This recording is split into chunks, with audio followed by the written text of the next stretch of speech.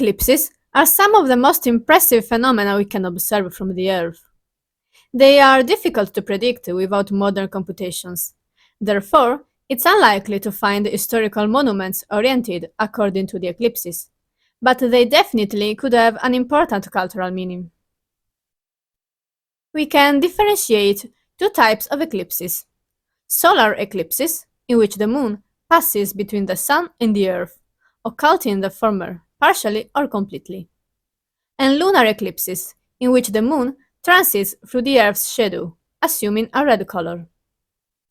But the relative positions of the earth, the moon, and the sun, the so-called syzygies, are not the only ingredient to have an eclipse, or we would have eclipses at every new moon and full moon.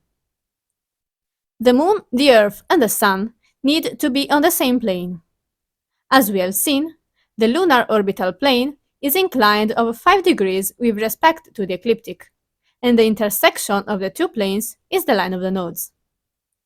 Eclipses occur only when the moon transits in one of the nodes or nearby, and therefore the earth, the sun, and the moon are all found along the same plane. Solar eclipses are the rarest. They occur when the moon transits in front of the sun, hiding it.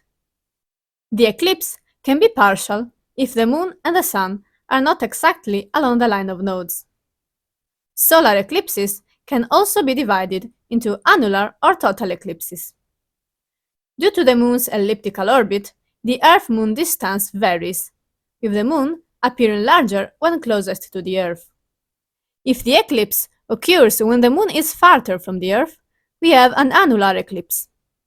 We can still see part of the solar surface as a ring of fire around the moon.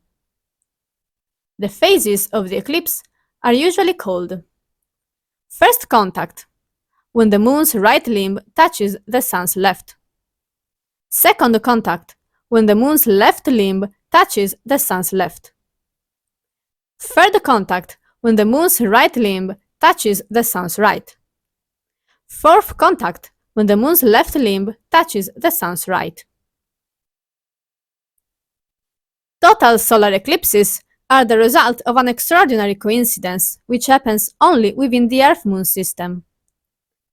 The apparent diameter of the moon and the sun in the sky is roughly the same, 30 minutes of arc, half a degree, easily comparable to the width of a thumb from an extended arm.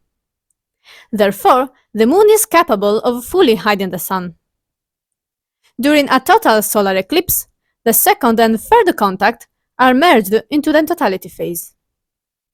Few instants before the totality phase, we have the phenomenon of the diamond ring, in which the last solar ray shines above the lunar surface, filtering through the irregularities on the ground, before the sun gets completely obscured.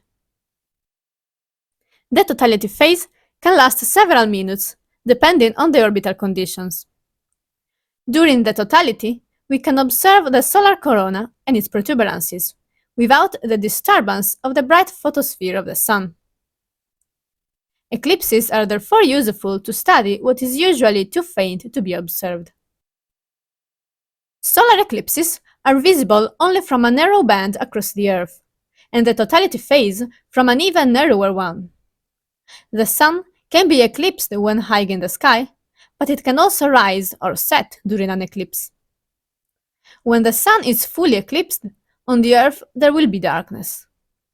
The moon's shadow is cast upon the Earth, along the narrow area of the totality visibility zone.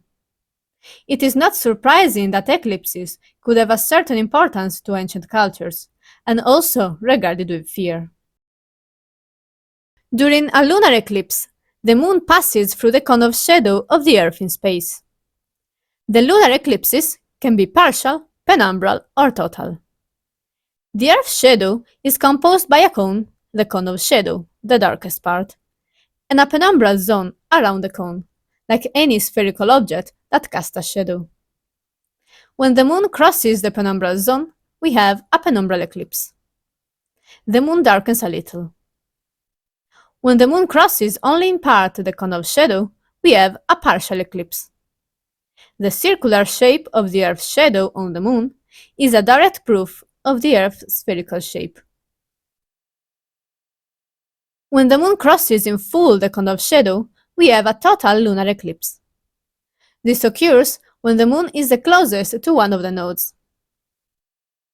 The Moon gradually assumes a red color due to the sun rays refracted through the Earth's atmosphere. The color can vary across several shades of red or brown. The lunar eclipse can last several hours, as the Moon makes its way through the Earth's shadow. They are much easier to observe with respect to solar eclipses, and they can be observed by the entire half of the Earth in which it's nighttime.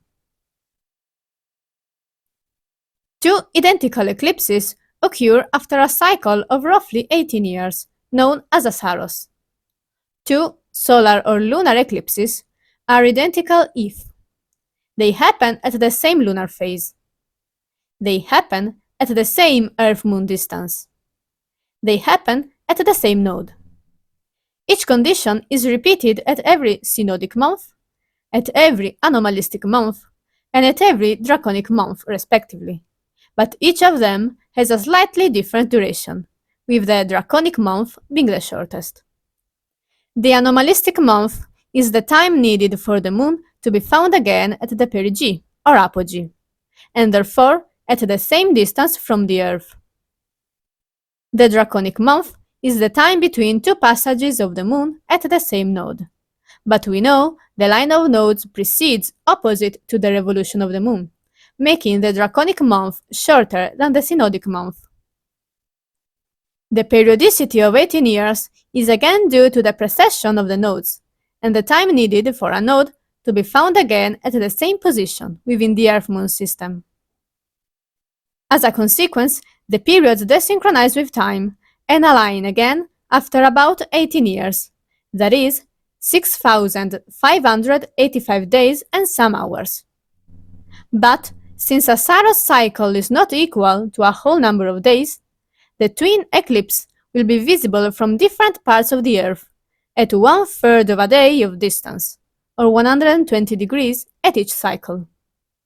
The same type of eclipse will be observed from the same place on the Earth after about 54 years, corresponding to 3 Saros cycles.